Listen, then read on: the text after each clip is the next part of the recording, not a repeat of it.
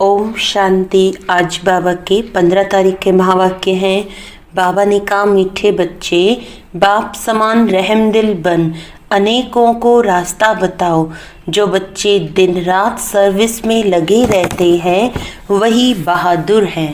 प्रश्न है, ऊंची तकदीर का मुख्य आधार किस बात पर है? ऊंची तकदीर का आधार किस बात पर है? तो बाबा ने बताया, याद की यात्रा पर। जितना जो याद करता है उतनी ऊंची तकदीर बनाता है। शरीर निर्वार्थ कर्म करते बाप और वर्षे को याद करते रहो तो तकदीर ऊंची बनती जाएगी। गीत है, तकदीर जगाकर आई हूँ। ओम शांति। बच्चे जब पैदा होते हैं तो अपने साथ कर्मों अनुसार तकदीर ले आते हैं। कोई साहूकार के पास, कोई गरीब के पास जन्म लेते हैं। बाप भी समझते हैं कि वारिस आया है। जैसे जैसे दान पुण्य किया है उस अनुसार जन्म मिलता है। अब तुम मीठे मीठे सिखिलदे बच्चों को कल्प बाद फिर से बाप ने आकर समझाया है। बच्चे भी जानते हैं कि हम अपनी तकदीर ले आए हैं, स्वर्ग की बादशाही की तकदीर ले आए हैं। जिन्होंने अच्छी तरह से जाना है और बाप को याद कर रहे हैं। याद के साथ तकदीर का कनेक्शन है। जन्म लिया है तो बाप की याद भी होनी चाहिए। जितना याद करेंगे उतनी तकदीर ऊंची रहेगी। कितनी सहज बात है। सेकंड में जीवन मुक्ति मिल जाती है। तुम आए हो सुखधाम की तकदीर प्राप्त करने। अभी हर एक पुरुषार्थ कर रहे हैं। हर एक अपने अंदर को देख रहे हैं कि हम कैसे पुरुषार्थ कर रहे हैं। जैसे मम्मा बाबा और सर्विसेबल बच्चे पुरुषार्थ करते हैं, उनको फॉलो करना चाहिए। सबको बाप का परिचय देना चाहिए। बाप का परिचय दिया तो रचना के आदि मध्य अंत का भी आ जाएगा। ऋषि मुनि आदि कोई भी रचता और रचना के आदि मध्य अंत का नॉलेज दे नहीं सकते। अभी तुम्हारी बुद्धि में सारा चक्र बुद्धि में रहता, स्मृति में रहता है। दुनिया में कोई भी बाप और वर्षे को नहीं जानते। तुम बच्चे अब बाप को और अपनी तकदीर को जानते हो। अब बाप को याद करना है। शरीर निर्वार्थ कर्म भी करना है। घर बार भी संभालना है। कोई निर्बंधन है तो वे अच्छी सर्विस कर सकते हैं।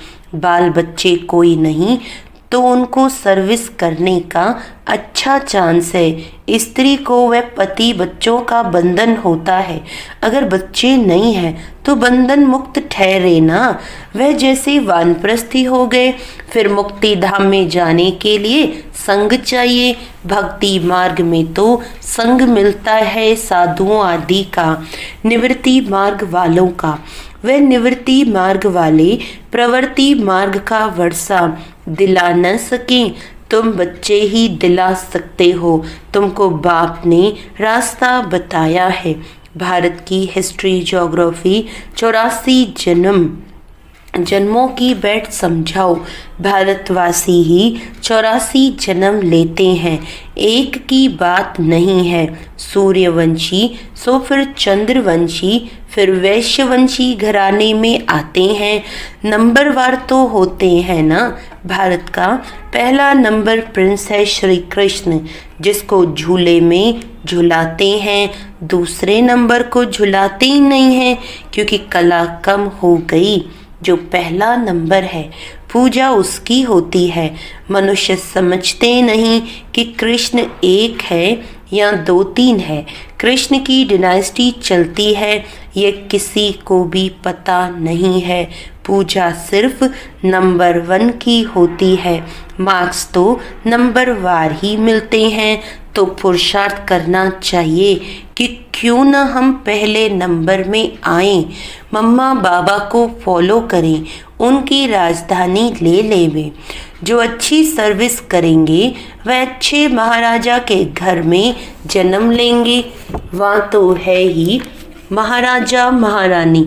उस समय कोई राजा रानी का टाइटल नहीं होता है, वह बाद में शुरू होता है। द्वापर से जब पतित बनते हैं तो उनमें बड़ी प्रॉपर्टी वाले को राजा कहा जाता है। फिर महाराजा का लक़ब कम हो जाता है, प्रायलोप हो जाता है। फिर जब भक्ति मार्ग होता है तो गरीब साहूकार में फर्क तो रहता है ना। अब तुम बच्चे ही शिव बाबा को याद करते हो और उनसे वर्षा ले रहे हो और सत्संगों में मनुष्य बैठ कथा सुनाते हैं। मनुष्य को भक्ति सिखलाते हैं। वे ज्ञान देकर सद्गति नहीं कर सकते। वेद शास्त्र आदि सब है भक्ति मार्ग के। सद्गति तो ज्ञान से होती है। पुनर्जन्म को भी मानते हैं। बीच में तो कोई भी वापस जा न सके। अंत में ही बाप आकर सबको ले जाते हैं। इतनी सब आत्माएं कहाँ जाकर ठहरेंगी? सब धर्म वालों के सेक्शन तो अलग अलग हैं ना, तो ये भी समझाना है। ये किसको पता नहीं है कि आत्माओं का भी झाड़ है। तुम बच्चों की बुद्धि में सारे झाड़ का ज्ञान रहता है। आत्माओं का झाड़ भी है, जीव आत्माओं का भी झाड़ है। बच्चे जानते हैं कि हम ये पुराना शरीर छोड़कर घर जा रहे हैं। मैं आत्मा इस शरीर से अलग हूँ, ये समझना। गोया जीते जी मरना। आप मुए मर गई दुनिया। मित्र संबंधी आदि सबको छोड़ दिया। पहले पूरी शिक्षा लेकर मर्तबे के अधिकारी बन फिर जाना है। बाप को याद करना तो बहुत सहज है। भल कोई बीमार हो उनको भी कहते रहना चाहिए कि शिव बाबा को याद करो तो विकर्म विनाश होंगे। जो पक्के योगी हैं उनके लिए जल्दी मरना भी अच्छा नहीं है, क्योंकि वह योग में रहकर रूहानी सेवा करते हैं। मर जाएंगे तो सेवा नहीं कर सकेंगे। सेवा करने से अपना ऊंच पद बनाते रहेंगे और भाई बहनों की सेवा भी होगी। वह भी बाप से वर्षा पा लेंगे। हम आपस में भाई भाई हैं, एक बाप के बच्चे हैं। बाप कहते हैं मुझे याद करो तो विकर्म विनाश होंगे। आगे भी ऐसे कहा था। किसको भी समझा सकते हो बहन जी अथवा भाई जी, तुम्हारी आत्मा तमो प्रधान बन गई है। जो सतो प्रधान थी अब फिर तमो प्रधान से सतो प्रधान बन सतो प्रधान दुनिया में चलना है। आत्मा को सतो प्रधान बनाना है। याद की यात्रा से याद का पूरा चार्ट रखना चाहिए। ज्ञान का चार्ट नहीं रख सकेंगे। बाप तो ज्ञान देते रहते हैं। जांच रखनी है कि हमारे ऊपर जो विकर्मों का बोझा है वह कैसे उतरे। इसीलिए याद का चार्ट रखा जाता है। हमने कितना घंटा याद किया। मूल वतन को भी याद करते हैं, फिर नई दुनिया को भी याद करते हैं। उथल पुथल होनी है, उसकी भी तैयारी हो रही है। बॉम्ब्स आदि भी बनते जाएंगे।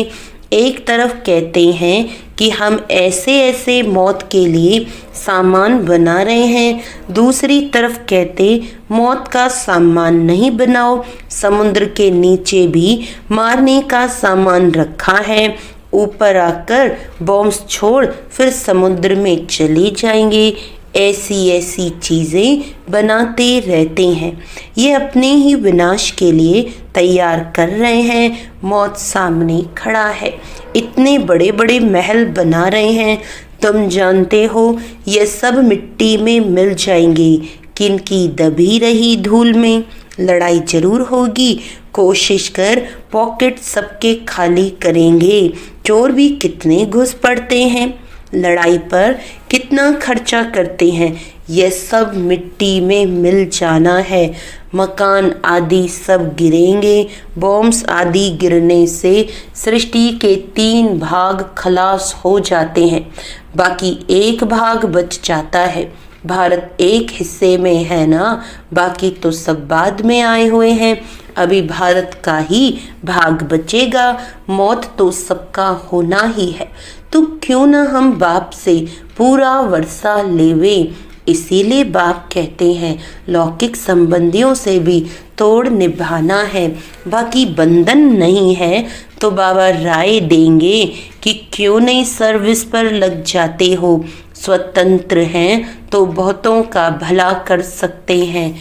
अच्छा, कहाँ बाहर न जाएं तो अपने मित्र संबंधियों पर भी रहम करना चाहिए। आगे कहते थे ना कि बाबा रहम करो, अब तो तुमको रास्ता मिला है तो औरों पर भी रहम करना चाहिए, जैसे बाप रहम करता है।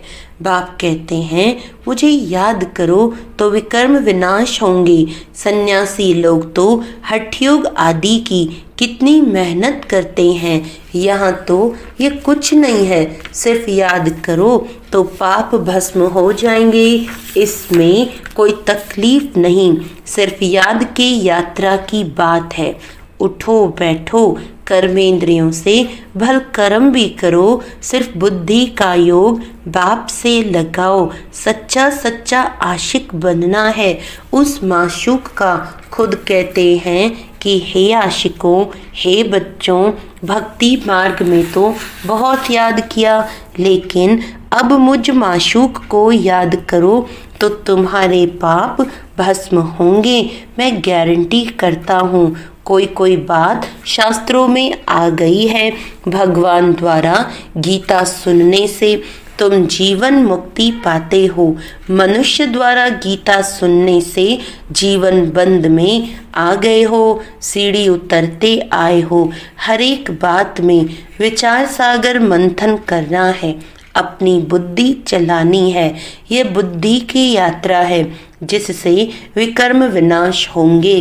वेद शास्त्र यज्ञ तप आदि करने से पाप नाश नहीं होंगे, नीचे ही गिरते आए। अभी तुमको ऊपर जाना है, सिर्फ सीढ़ी से कोई समझ नहीं सकेंगे जब तक उस पर कोई समझाए नहीं। जैसे छोटे बच्चे को चित्र दिखाकर सिखाना पड़ता है, ये हाथी है, जब हाथी देखेंगे तो चित्र भी याद आएगा।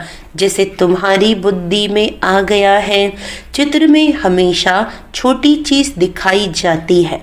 तुम जानते हो कि वैकुंठ तो बड़ा होगा ना, बड़ी राजधानी होगी, वहाँ हीरे जवाहरातों के महल होते हैं, वह फिर प्रायलोप हो जाते हैं, सब चीज़ें गायब हो जाती हैं। नहीं तो ये भारत गरीब कैसे बना, साहूकार से गरीब, गरीब से साहूकार बनना है, ये ड्रामा बना बनाया है। इसीलिए सीढ़ी पर समझाया जाता है, नए नए आते हैं उनको समझाने से प्रैक्टिस होगी, मुख खुल जाएगा। सर्विस लायक बच्चों को बनाया जाता है। कई सेंटर्स पर तो बहुत बच्चे अशांति फैलाते रहते हैं, बुद्धि योग बाहर भटकता है तो नुकसान कर देते हैं, वायुमंडल खराब कर देते हैं। नंबर वार तो है ना, फिर बाप कहेगा तुमने पढ़ा नहीं तो ये हाल अपना देखो। दिन प्रतिदिन जास्ती साक्षात्कार होते रहेंगे, पाप करने वालों को सजाएं भी मिलती रहेंगी। फिर कहेंगे नाहिक हमने पाप किया, बाप को सुनाकर प्रायश्चित करने से कुछ कम हो सकता है, नहीं तो वृद्धि होती रहेगी। ऐसा होता रहता है, खुद भी महसूस करेंगे, परंतु फिर कहते क्या करें, हमारी ये आदत मिटती नहीं, इससे तो घर जाकर रहे। कोई तो अच्छी सर्विस करते हैं, कोई डिससर्विस भी करते हैं। हमारी सेना में कौन कौन बहादुर है ये बाप बैठ नाम बताते हैं। बाकी लड़ाई आदि की यहाँ बात नहीं है, यह है बेहद की बातें। अच्छे बच्चे होंगे तो बाप जरूर महिमा भी करेंगे। बच्चों को बहुत रहमदिल कल्याणकारी बनना है, अंधों की लाठी बनना है, सबको रास्ता बताना है कि बाप को याद करो तो विकर्म विनाश होंगे। पाप आत्मा और पुण्य आत्मा कहते हैं ना, ऐसे थोड़ी कहेंगे कि अंदर परमात्मा है या आत्मा कोई परमात्मा बन जाती है। ये सब रॉन्ग है। परमात्मा पर थोड़े ही पाप लगता है, उसका तो ड्रामा में पार्ट है सर्विस करने का। मनुष्य ही पापात्मा पुण्यात्मा बनते हैं। जो सतो प्रधान थे वही तमो प्रधान बने हैं। उनके तन में बाप बैठ सतो प्रधान बनाते हैं तो उनकी मत पर चलना पड़े ना। अभी बाप ने तुम बच्चों को विशाल बुद्धि बनाया है। अभी तुम बच्चे जानते हो कि राजधानी कैसे स्थापन हो रही है। बाप ही ब्रह्मा तन में आकर ब्रह्मा मुख वंशावली बच्चों को राजयोग सिखाए देवी देवता बनाते हैं। फिर पुनर्जन्म ले सीढ़ी उतरते हैं। अब फिर सब रिपीट करना है। बाप फिर ब्रह्मा द्वारा स्थापना करा रहे हैं। योग बल से तुम 5 विकारों पर जीत पाकर जगत जीत बनते हो। बाकी लड़ाई आदि की कोई बात नहीं है। अच्छा, मीठे मीठे सिकिलदे बच्चों प्रति माता पिता बाप दादा का याद प्यार और गुड मॉर्निंग। रूहानी बाप की रूहानी बच्चों को नमस्ते। हम रूहानी बच्चों की रूहानी बाप दादा को याद प्यार गुड मॉर्निंग, नमस्ते नमस्ते नमस्ते जी। धारणा के लिए मुख्य सार है, बंधन मुक्त बन, बाप की सर्विस में लग जाना है, तब ही ऊंची तकदीर बनेगी। रहम दिल बन, अनेकों को रास्ता बताना है, अंधों की लाठी बनना है। इस शरीर से ममत्व निकाल, जीते जी मरना है, क्योंकि अब वापस घर जाना है। बीमारी में भी एक बाप की याद रहे तो विकर्म विनाश हो जाएंगे। वरदान है, अन्य आत्माओं की सेवा के साथ साथ स्वयं की भी सेवा करने वाले सफलता मूर्त भव। सेवा में सफलता मूर्त बनना है तो दूसरों की सर्विस के साथ साथ अपनी भी सर्विस करो। जब कोई भी सर्विस पर जाते हो तो ऐसे समझो कि सर्विस के साथ साथ अपने भी पुराने संस्कारों का अंतिम संस्कार करते हैं। जितना संस्कारों का संस्कार करेंगे उतना ही सत्कार मिलेगा। सभी आत्माएं आपके आगे मन से नमस्कार करेंगी, लेकिन बाहर से नमस्कार करने वाले नहीं बनाना, मानसिक नमस्कार करने वाले बनाना। स्लोगन है, बेहद की सेवा का लक्ष्य रखो तो हद के बंधन सब छूट जाएंगे। बेहद की सेवा का लक्ष्य रखेंगे तो हद के सारे बंधन छूट जाएंगे। अच्छा, ओम शांति।